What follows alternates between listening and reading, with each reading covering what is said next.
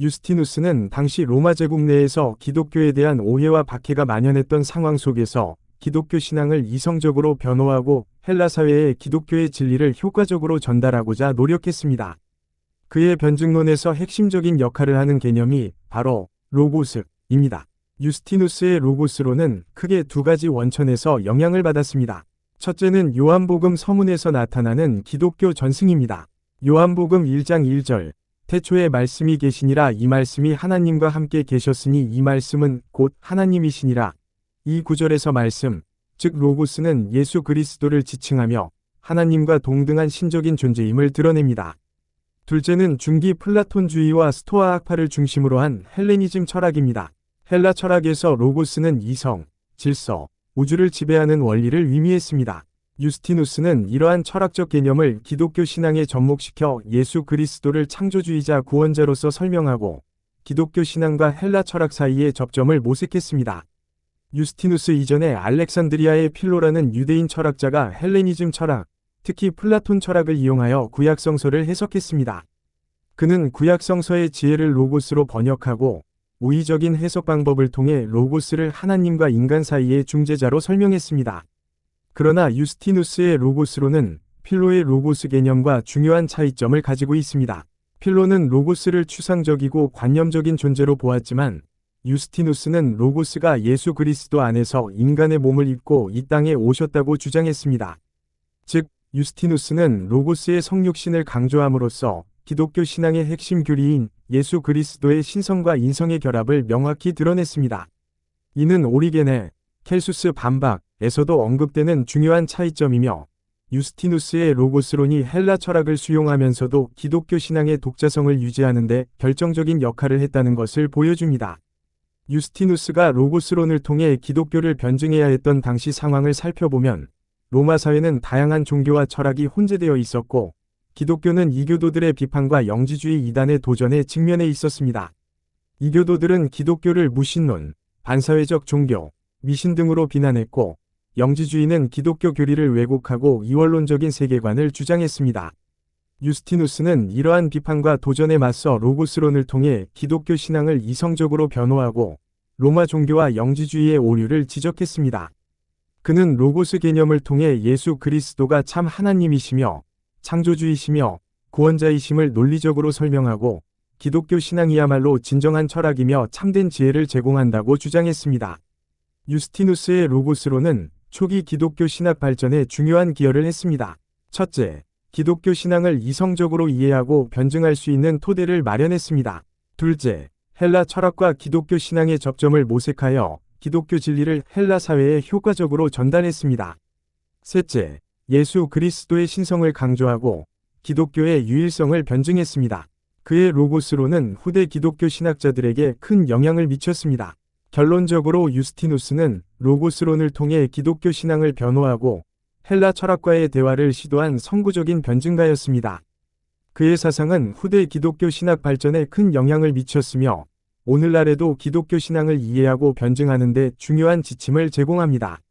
특히 그의 로고스론은 기독교 신앙과 이성, 철학, 문화 사이의 관계를 고민하는 현대 신학에 있어서도 여전히 중요한 의미를 지니고 있습니다.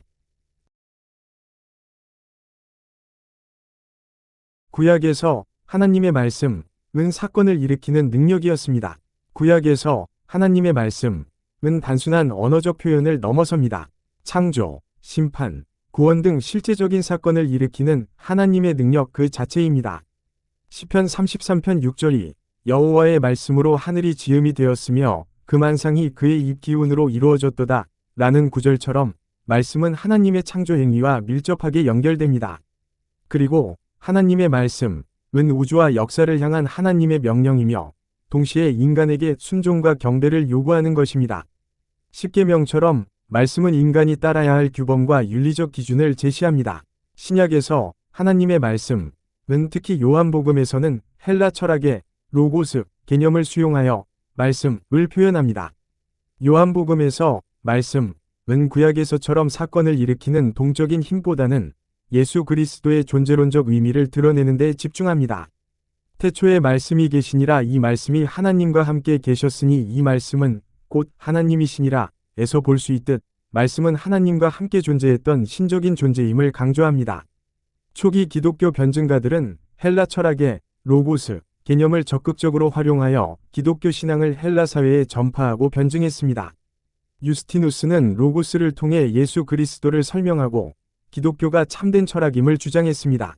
여기서 제기될 수 있는 질문은 예수 그리스도의 성육신을 하나님 자신의 육화로 볼 것인가, 아니면 하나님의 말씀의 육화로 볼 것인가 하는 것입니다. 또한 삼위일체 개념이 구약에서 유래하는가, 아니면 로고스 개념을 수용하면서 생성된 개념인가 질문할 수 있습니다. 이런 점에서 구약의 하나님의 말씀과 신약의 로고스 개념을 어떻게 연결하고 조화롭게 이해할 것인가 하는 문제는 기독교 신학의 중요한 과제입니다.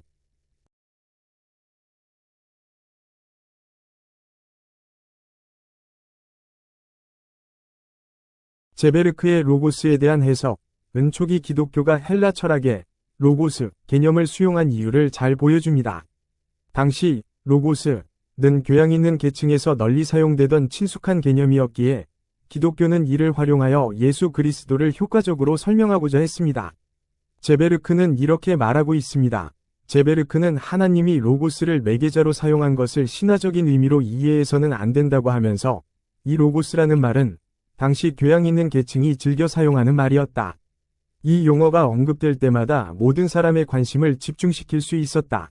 그러나 엄격히 말하면 이 용어가 선택된 것은 교회의 사상이 전적으로 높임을 받은 그리스도에게 집중되었음을 입증하는 것이다. 만일 교회가 단지 인간 예수만을 생각했다면 교회는 예수를 제2위 소크라테스와 같은 사람으로 표현했을 것이다. 그러나 교회는 예수를 하나님으로서 하나님 안에 있는 존재로 하나님과 함께 있는 존재로 생각했고, 그래서 이교도들에게도 이해될 수 있게 하기 위해서 로고스와 같은 용어를 선택하였다. 디오그네투스에게 보낸 편지 7장 1절에서 로고스를 다음과 같이 변증하고 있습니다. 앞서 말한 바와 같이 그리스도 신앙인이 받은 유산은 그 기원이 지상에 있지 않습니다. 그들이 조심해서 보존하려고 애쓰는 것은 사람들이 만들어낸 것이 아닙니다. 그들의 신앙도 심오한 인간적 진리를 알려주는 것이 아닙니다. 이 전능하신 만물의 창조주, 보이지 않는 하느님 자신이 거룩하고 불가사의한 진리 자체이신 말씀을 하늘로부터 사람들에게 보내시고 사람들의 마음속에 자리 잡게 해주신 것입니다. 사람이 흔히 생각할 수 있듯이 하느님은 세상의 일을 맡아 관리하는 천사나 하늘의 일을 맡아 관리하는 집정관 같은 당신 신하 중 하나를 사람들에게 보내신 것이 아닙니다. 그분은 바로 이 우주의 설계자이며 건축가이신 분을 보내셨습니다. 하느님은 이분을 통해서 하늘을 창조하셨고 이분을 통해서 바다의 경계를 정하셨습니다. 우주 만물은 이분이 만드신 신비한 법칙을 충실히 지키고 있습니다. 해가 하루에 한 번씩 떴다가 지는 것도 그분이 주신 규칙이고, 달이 밤을 비추는 것도 그분에게 순종하는 것이며, 달을 동반하는 별들 또한 그분에게 순종하고 있습니다. 하늘과 하늘에 있는 모든 것, 땅과 땅 위에 있는 모든 것, 바다와 그 바다 속에 있는 모든 것, 불, 공기, 심연, 하늘나라, 이 세상, 또 그 중간지대, 이런 모든 것이 그분으로부터 배치되었고 질서 지어졌으며 함께 지어진 것입니다. 하느님은 바로 그분을 사람들에게 보내신 것입니다. 테오필루스의 아우톨리쿠스에게 에서는 로고스를 하나님이 낳으신 말씀으로 변증하고 있습니다. 그 어떤 것도 창조하시기 이전에 하느님께는 당신 자신의 정신이며 생각인 말씀 이 조언자로 있었습니다. 하느님께서 창조하려고 결심하신 모든 것들을 창조하기 원하셨을 때 그분께서는 말씀을 밖으로 그리고 모든 피조물의 맞이로 낳으셨습니다. 그렇다고 하느님에게서 말씀이 없어진 것이 아니라 말씀을 낳으신 뒤로도 언제나 당신의 말씀과 함께 이야기하셨습니다. 성경과 영감을 받은 모든 이들의 가르침은 이에 근거합니다. 이들 가운데 요한은 이렇게 말했습니다. 한처음에 말씀이 계셨다. 말씀은 하느님과 함께 계셨다. 이는 한처음에 하느님은 홀로 존재하셨으며 말씀은 그분 안에 계셨음을 알려줍니다. 이어서 요한은 말합니다. 말씀은 하느님이셨다. 모든 것이 그분을 통하여 생겨났고 그분 없이 생겨난 것은 하나도 없다. 그러므로 말씀은 하느님이시며 하느님에게서 나셨습니다. 만물의 아버지께서는 원하실 때마다 말씀을 어느 장소로 보내셨고 그분께서 오시어 우리는 그분의 말씀을 듣고 그분을 보게 되었으며 그분은 보내지셨기에 어떤 장소에 계십니다. 이 본문은 예수 그리스도가 하나님의 아들이며 로고스라는 사실을 강조하고 있습니다.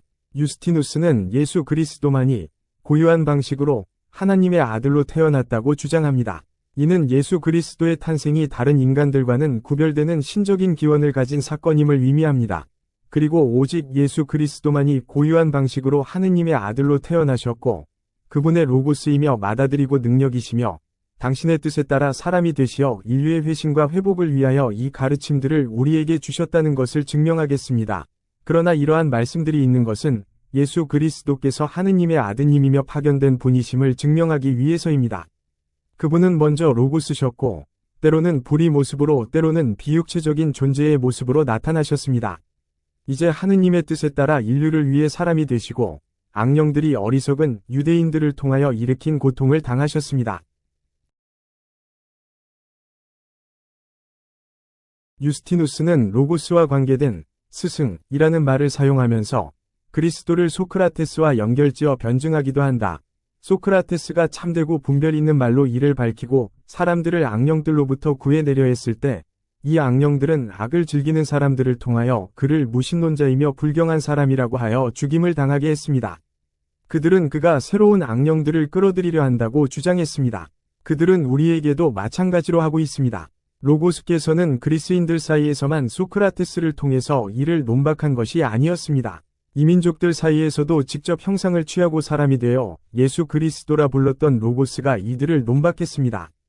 그분을 믿는 우리는 그러한 일을 했던 영들이 올바르지 않을 뿐만 아니라 악하고 불경한 영들이라고 말합니다. 그들의 행위는 덕을 사랑하는 사람의 행위와 비교할 바가 되지 못하기 때문입니다. 폴 틸리이는 유스티누스의 로고스론이 기독교를 지성주의화와 도덕주의화하는 위험성을 내포하고 있다고 지적합니다. 그러나 그는 동시에 유스티누스의 로고스론이 기독교 신앙을 이성적으로 이해하고 변증하는 데 중요한 역할을 했다는 점을 인정합니다.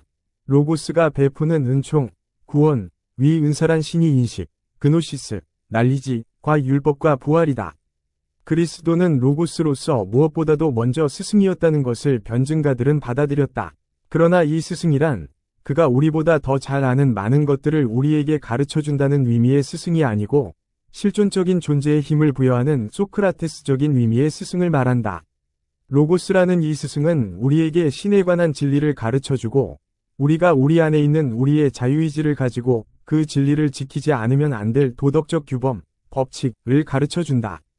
이리하여 그리스도교는 일종의 주지주의와 인텔렉투얼지형과 도덕주의와 모라리지형, 위 경향을 지니게 되었다. 이 위험성은 로고스론에서 나온 하나의 결과였다. 이러한 위험성 때문에 로고스론은 언제나 되풀이해서 공격을 받게 되었다. 로고스는 당시 헬라 사회에서 보편적인 원리 또는 법칙을 의미하는 일반적인 개념이었습니다. 기독교는 이러한 보편적인 개념을 수용함으로써 기독교 신앙을 헬라 철학과 연결하고 기독교 진리를 헬라 사회에 더욱 효과적으로 전달할 수 있었습니다. 그러나 로고스의 한계는 분명히 있습니다. 로고스는 신과 동일하거나 동등한 존재가 아니라 신의 입장에서는 우주를 생성하는 도구였고 인간의 입장에서는 신을 알 수 있게 하는 매개체에 불과하였습니다. 이런 점에서 예수 그리스도는 하나님과 인간 사이를 중재하는 중간자로서 이해할 수 있게 해줍니다. 이러한 관계는 삼위일체론적인 관점에서 문제될 수 있습니다. 그리고 로고스는 신에게만 있는 것이 아니라 인간에게도 부분적으로 존재하는 것으로 이해되었습니다. 스토아 학파의 시앗 로고스 개념이나 영지주의에서도 인간 안에 로고스가 존재한다는 사상을 찾아볼 수 있습니다.